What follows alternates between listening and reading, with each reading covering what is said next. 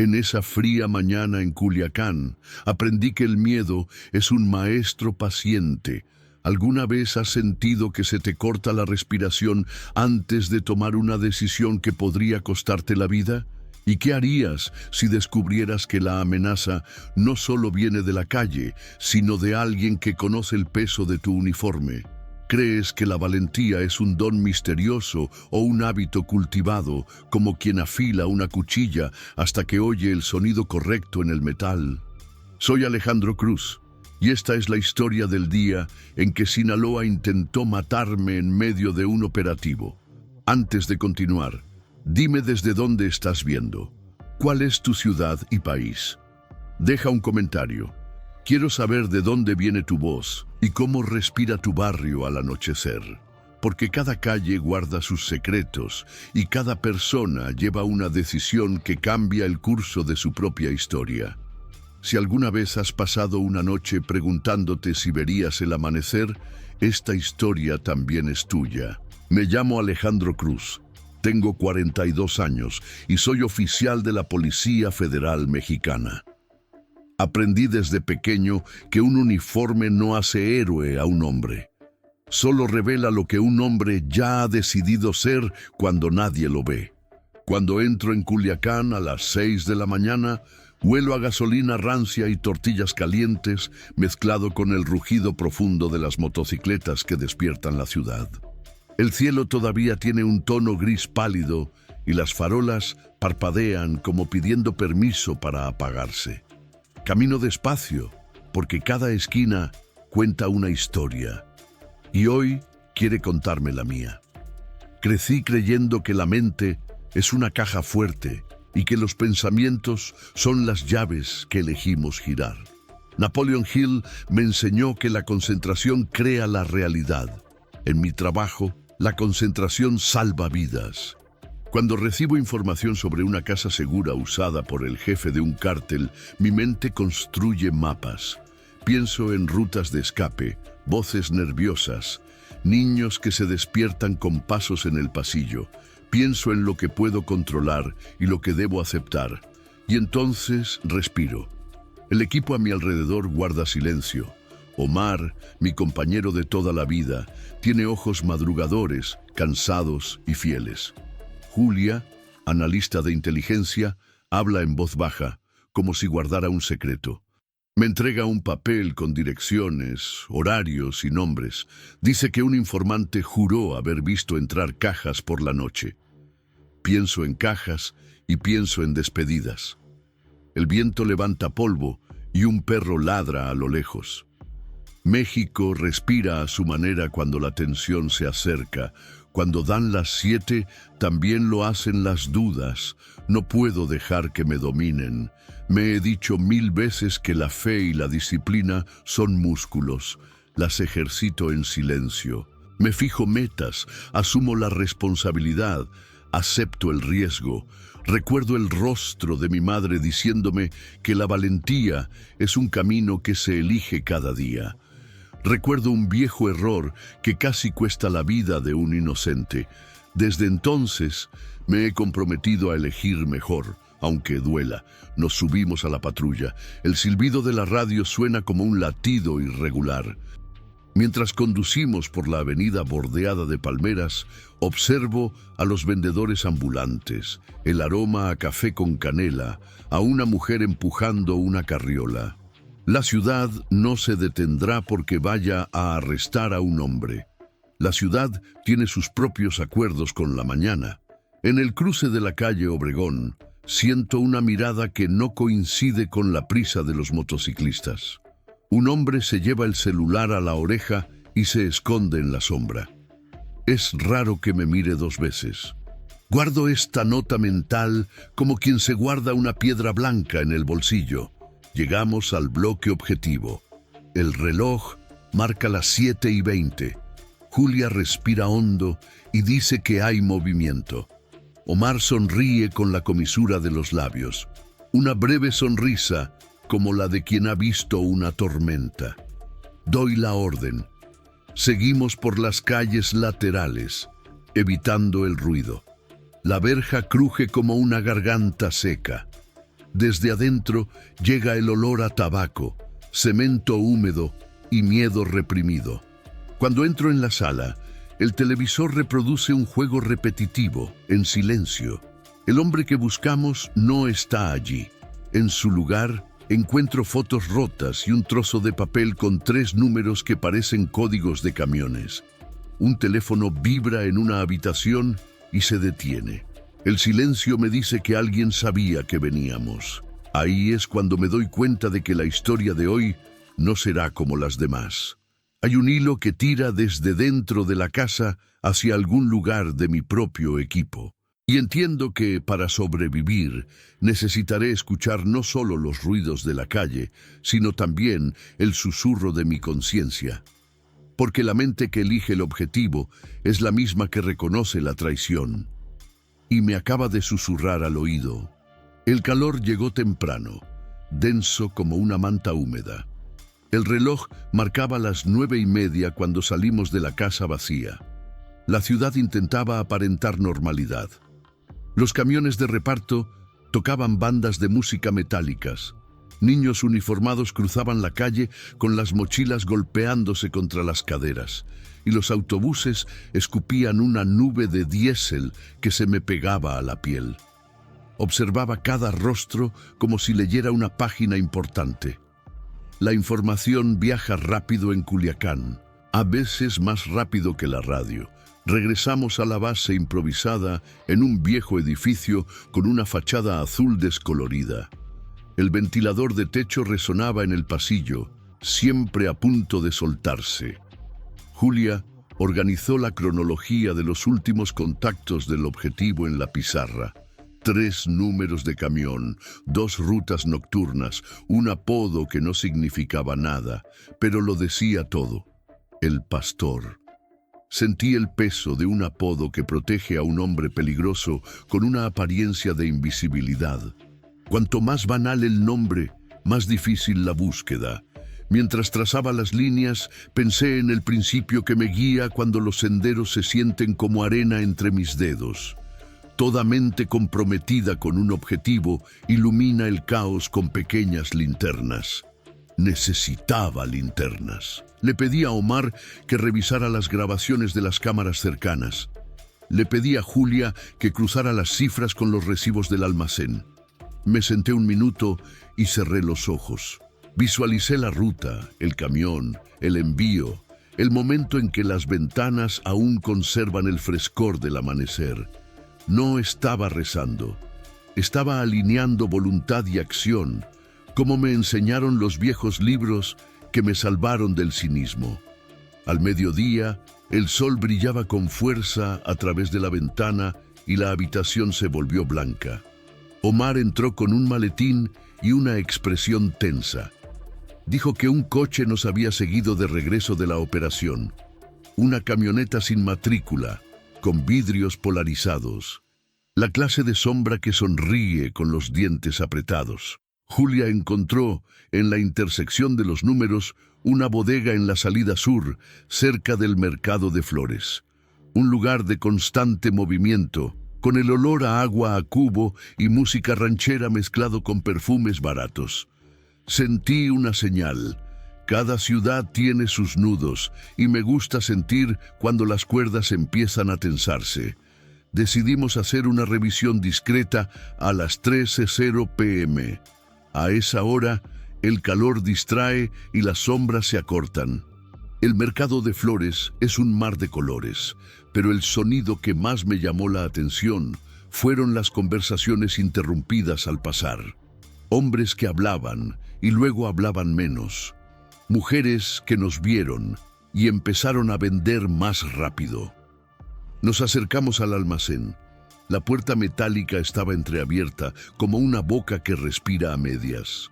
Dentro, una radio tocaba una canción vieja. Olía a aceite, a madera, a algo demasiado dulce, como si escondiera otro aroma. En el pasillo, un joven con gorra bajó la cabeza. Reconocí el nerviosismo de la mano que guardaba un secreto. Me disculpé con voz tranquila. Él asintió. Entré. Dentro, pilas de cajas marcadas con etiquetas de fruta. He visto fruta que infundía esperanza y ocultaba armas. Omar se dirigió a la derecha. Julia permanecía en la puerta como un guardián silencioso. Fue entonces cuando oí el clic. No era una pistola, era una cámara. En algún rincón, alguien nos observaba como peces en un acuario. Había estudiado los consejos que me enseñaron a tomar decisiones sin caer en la prisa. Cuando la mente está agitada, lo primero que muere es el discernimiento. Respiré hondo, conté 3 latidos y sonreí para mis adentros. Si nos estaban esperando, necesitaba invertir la lógica. Le pedí al joven de la gorra que me mostrara la sala de descanso. Hablé como si buscara un vaso de agua. Dudó, pero luego cedió. En la pequeña habitación encontré una mochila sobre la silla. Dentro había una cartera con la foto de un hombre de barba rala y mirada demasiado serena. En el fondo de la mochila había un llavero con las mismas 3 letras que el código del camión. Al volver al pasillo, vi a un hombre acercándose a la puerta en el reflejo de la herrería. Volví a sonreír, esta vez desde fuera. El juego había comenzado de verdad, y yo, más que nunca, necesitaba creer en el poder de la disciplina para transformar la intención en victoria. A las 5 de la tarde, la luz de Culiacán se tiñe de un dorado apagado que da dignidad incluso a sus fachadas agrietadas. A esa hora, decidí ir solo a un modesto bar en la calle Miguel Alemán, conocido por su neutralidad. Neutral es una palabra generosa. Significa que todos fingen no notar a los demás. Entré, y el olor a cerveza derramada se mezclaba con el de limón y detergente. Un ventilador giraba lentamente. Me senté en la barra y pedí un café fuerte. Necesitaba que mi cuerpo respondiera a mi mente, no que temiera. Llevo conmigo una lección que aprendí a las malas. Para convencer a alguien, primero necesito convencerme de quién soy, y soy un hombre con una misión. Me miré al espejo tras las botellas y vi un rostro con la barbilla cansada y determinación en la mirada. Me llevé el vaso a los labios y esperé. El camarero me observaba con curiosidad calculada. No necesité preguntar, simplemente dejé que mi silencio dijera que tenía tiempo. En el mundo del crimen, quienes tienen tiempo tienen poder. Fue entonces cuando se acercó. El hombre de la foto de la mochila, una barba rala, una mirada demasiado tranquila. Se sentó a 2 bancos de distancia, como si no quisiera hablar. Yo hablé primero. Dije que buscaba a un amigo. Le puse mi apodo, el pastor.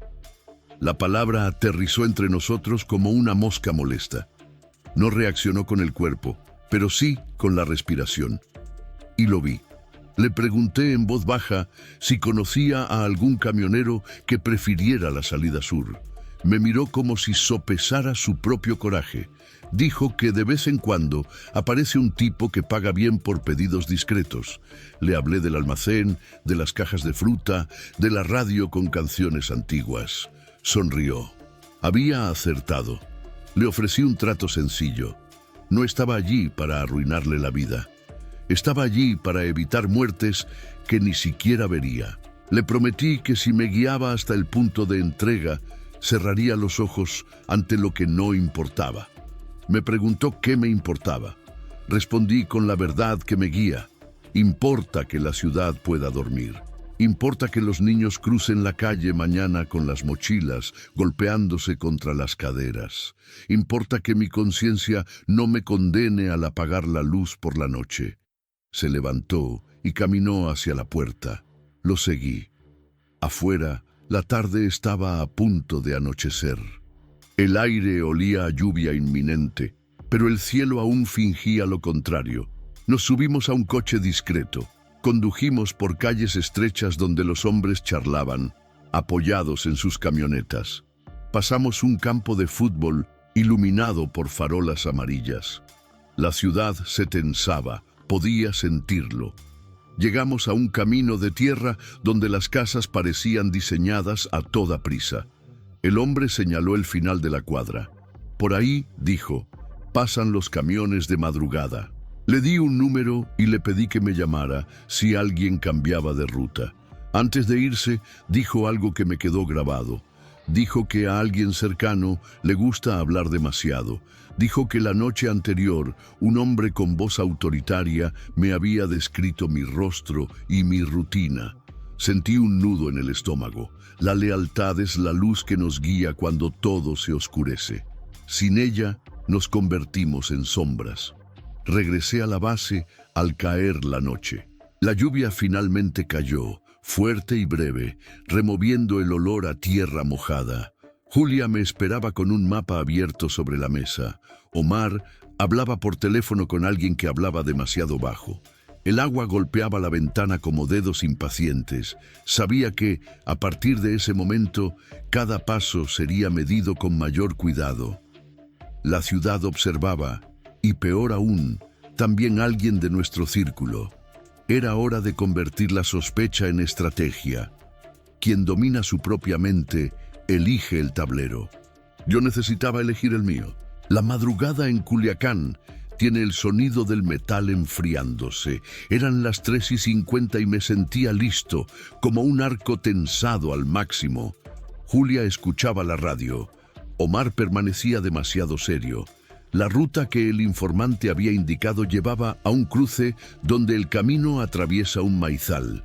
Es un lugar donde la oscuridad tiene olores diferentes y cada faro lejano parece prometer una respuesta.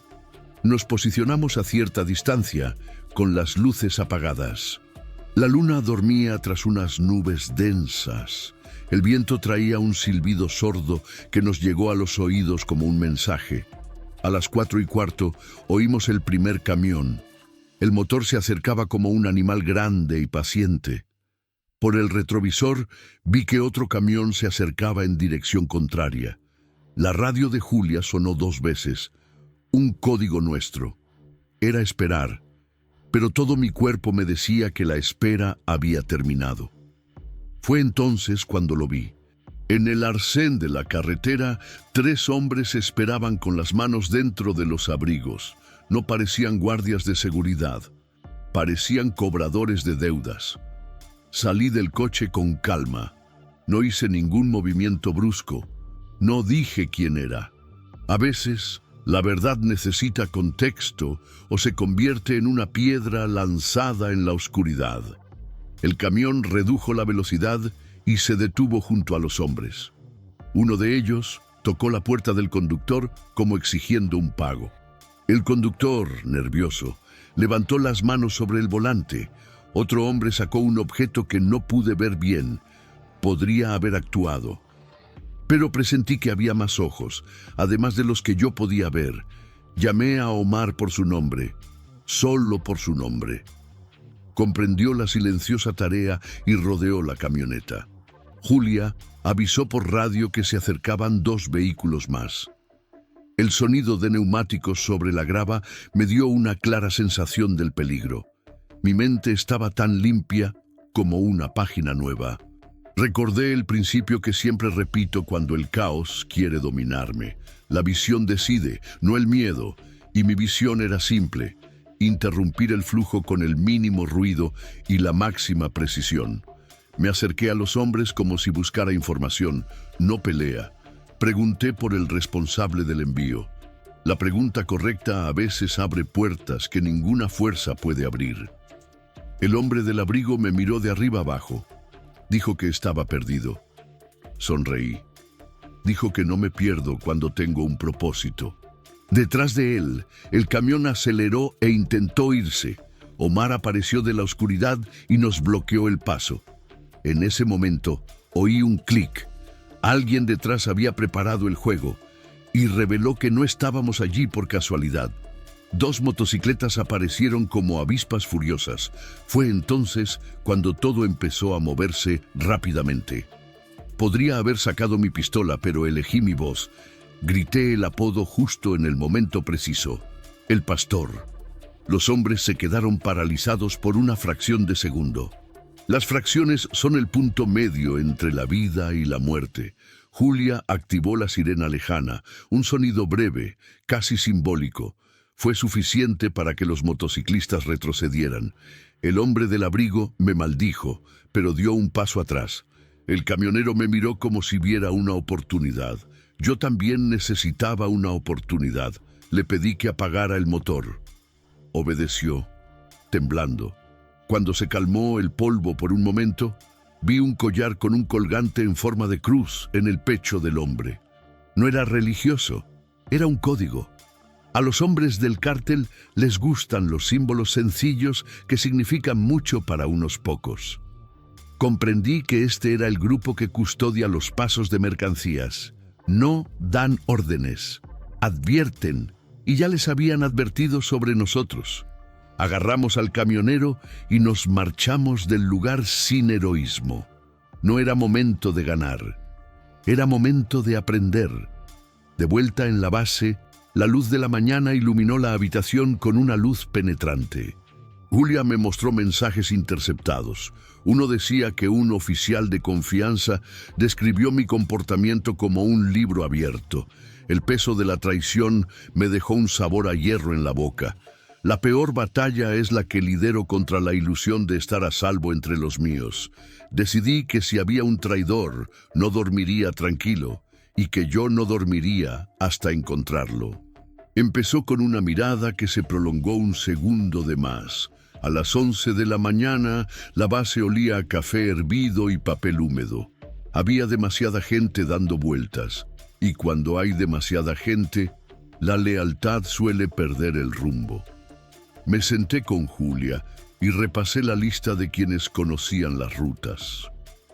El nombre de Omar estaba allí, como debía estar. También estaban 2 superiores regionales y un compañero recién transferido llamado Salgado, a quien nunca le gustaba hacer contacto visual. La mente es un taller, me digo. Si dejo que el miedo trabaje solo, construye monstruos. Si eludo la razón, dibuja mapas. Decidí mapear comportamientos. Julia asintió y sacó las grabaciones de acceso. Omar sugirió cruzar las conexiones hechas en zonas de sombra. Salgado entró por la puerta y fingió no vernos. El ventilador esparcía el aroma de la lluvia pasada. Sentí que la respuesta estaba cerca, como un perro que encuentra el rastro y aún no ha ladrado. A las 2 salí a caminar. El sol caía a plomo sobre el asfalto con disciplinada furia. Me detuve en una taquería sin prisa, pedí agua y me senté mirando la calle. Necesitaba reflexionar sobre lo que estaba dispuesto a perder para ganar lo que importaba.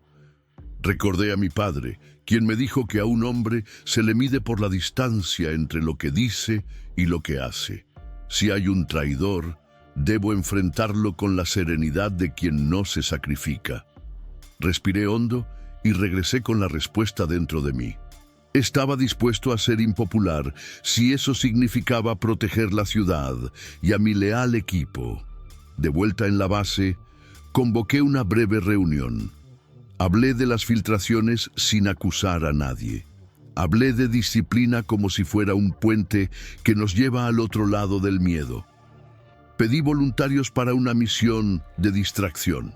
Quería ver quién se apresuraría a advertir al enemigo.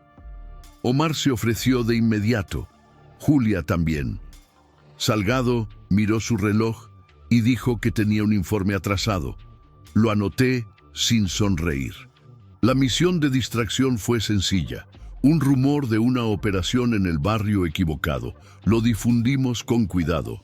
En menos de 40 minutos, el teléfono de un contacto anónimo envió un mensaje al número que estábamos monitoreando. El contenido confirmó el barrio, la hora y, lo más importante, mi nombre. El número pertenecía a una tarjeta SIM comprada en una tienda cercana a la base. La cámara mostró a Salgado entrando en la tienda 3 días antes.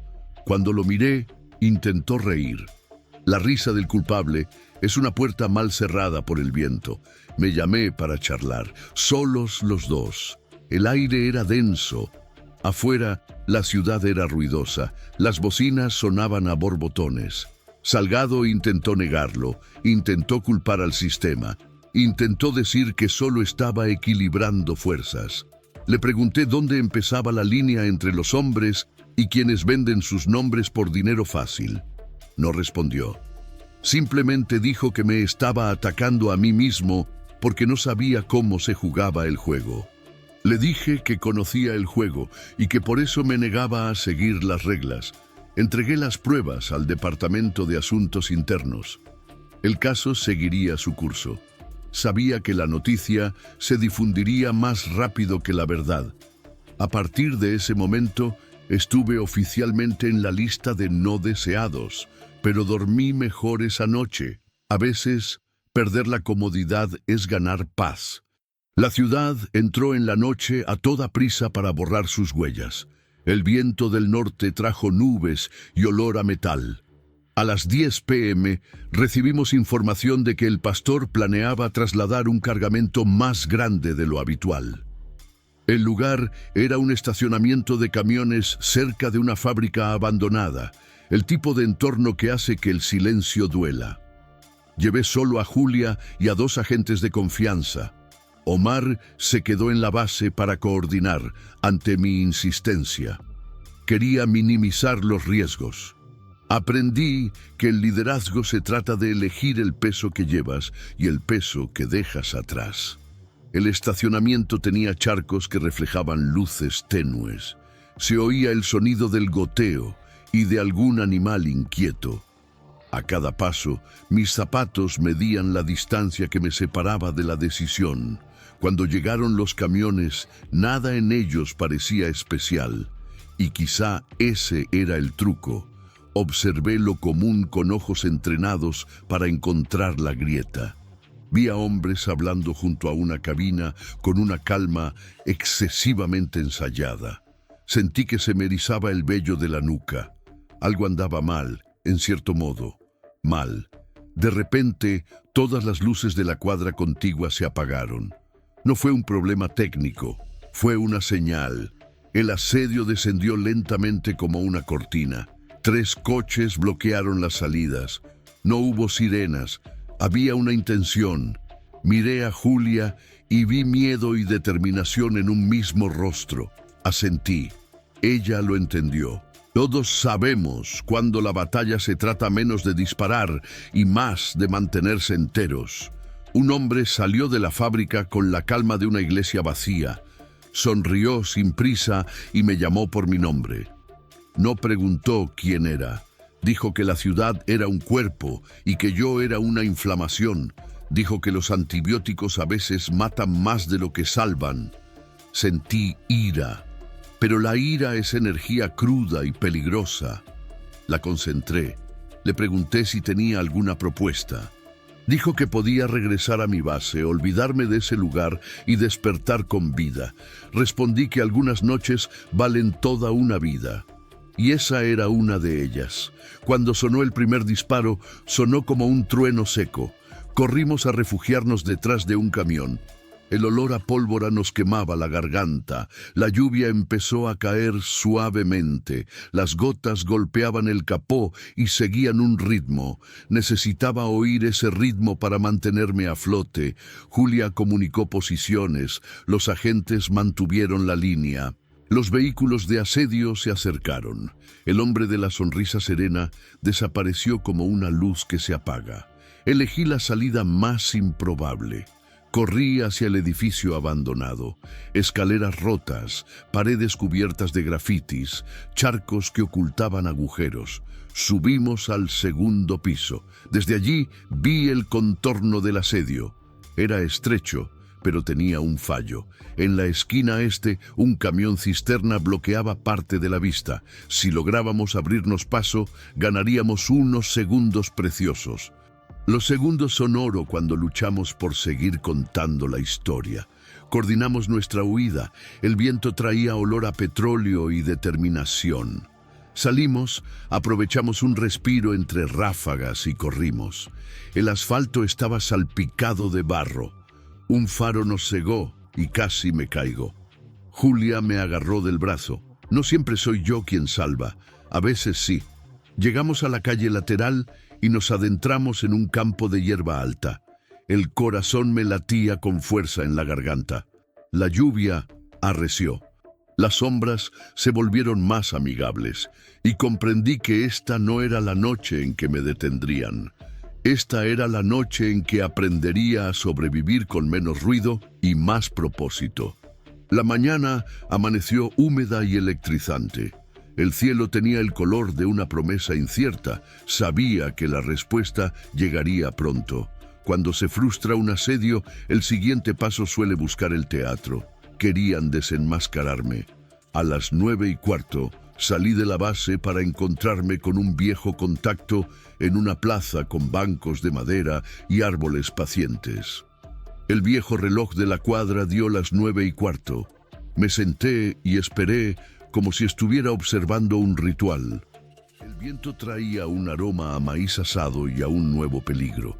El contacto no llegó. En cambio, llegó un chico con una mochila, nervioso y sonrojado. Me entregó una nota diciéndome que cambiara de acera y caminara hasta la esquina. Caminé. En la esquina, una camioneta blanca se detuvo y la puerta se abrió como una bocanada de aire frío. Bajaron 3 hombres. El primero tenía la mirada apresurada. El segundo, arrogancia en su postura. El tercero, cálculo. No querían hablar. Querían sacarme del tablero a plena luz del día. Había previsto algo así. Había 2 salidas. Elegí la tercera. Grité uno de sus nombres. Sí, lo conocía de un informe antiguo. Se quedó paralizado un instante. Lo llamé por el apodo que solo conocen los que se acercan demasiado. Esto dividió al grupo en 2. El arrogante miró con odio. El calculador, pensativo. Usé sus pensamientos a mi favor. Dije que si me pillaban allí, toda la plaza lo vería, toda la policía lo vería, las noticias lo verían. Y a quien quiera que estuviera a cargo, no le gustan los titulares. Les gusta el silencio. La vacilación se convirtió en calor. Y el calor, bien aprovechado, explota en el momento justo. Corrí al otro lado de la plaza. No suelo correr, pero había niños jugando. Ancianos leyendo el periódico, una mujer riéndose sola por teléfono. Yo no sería la causa de su pánico. La furgoneta nos persiguió y subió a la acera. La esquivé, casi cayéndome. El sonido de neumáticos sobre las piedras era el sonido de mi decisión. No iba a morir allí. Crucé a una calle llena de tiendecitas. Los vendedores gritaban los precios. Las cortinas de colores ondeaban. Entré en una relojería. El dueño me conocía de vista. Pedí salir por la parte de atrás y no mirar atrás. Su vida valía más que la curiosidad. Salí a un callejón con las paredes húmedas. Salté una puerta baja y aterricé en un taller de reparación de bicicletas. El olor a goma y grasa me atrapó. Respiré hondo como si volviera a mi cuerpo. La furgoneta se acercaba por la calle principal, pero me perdió de vista. Volví a sonreír, no por arrogancia, por gratitud. Regresé a la base por senderos que solo mis pies conocían. Al llegar, encontré a Omar con una expresión sombría. Dijo que la noticia de mi supuesta captura circulaba en grupos. Habían deseado mi muerte en público para que muriera en privado. El rumor era un ensayo para la ejecución. Julia entró poco después, con los ojos húmedos por la lluvia y aliviada. Dijo que Asuntos Internos había arrestado a Salgado. También dijo que el pastor había desaparecido. Entendí el mensaje dentro del mensaje. El juego no había terminado. Había cambiado de tablero. Y yo aún respiraba. Ha vuelto la noche, y con ella una brisa que huele a ropa recién lavada. Me senté en la terraza de la base, donde las luces de la ciudad parecen pequeñas constelaciones terrenales. Reflexiono sobre lo que viví esos días y lo que dice de mí. No busco medallas, busco coherencia. Cuando el título de un caso dice que querían matarme, es cierto, pero incompleto. Porque cada día alguien intenta matar mi sentido de servicio. Y cada día respondo con la única arma que no pueden arrebatarme: la decisión. Aprendí que la mente, cuando está enfocada, crea oportunidades donde otros ven muros. Aprendí que la valentía no reside en el corazón de quienes no sienten miedo, sino en el de quienes le hablan y aún así dan el siguiente paso. Aprendí que la lealtad exige vigilancia incluso frente al espejo. Y aprendí que la ciudad, con su olor a maíz y diésel, sus ruidos de motocicletas y sus pasos apresurados, es un organismo sagrado que exige protección silenciosa. El pastor sigue entre rumores y sombras. No lo idealizaré. Seguirá habiendo asedios, seguirá habiendo pérdidas, seguirá habiendo noches en las que el sueño se retrasa. Pero hoy celebro lo sencillo. He vuelto con vida. He vuelto entero. He vuelto sabiendo más sobre quién soy y el mundo que quiero ayudar a construir. Si has escuchado hasta aquí, tengo preguntas para ti. ¿Qué significa la valentía en tu vida? ¿Qué decisión necesitas tomar que has estado posponiendo? ¿Cómo cultivas tu disciplina para que te lleve a lugares donde el miedo no te abra? Cuéntamelo en los comentarios. Dale like a este video si la historia te conmovió. Suscríbete al canal para seguir los próximos capítulos de mi viaje, porque la temporada no termina cuando termina un caso. Continúa cada vez que alguien elige la verdad sobre la conveniencia y la esperanza sobre el cinismo. Soy Alejandro Cruz, oficial de la Policía Federal Mexicana, y esta es mi vida. Hoy tomé otro respiro. Mañana volveré a elegir.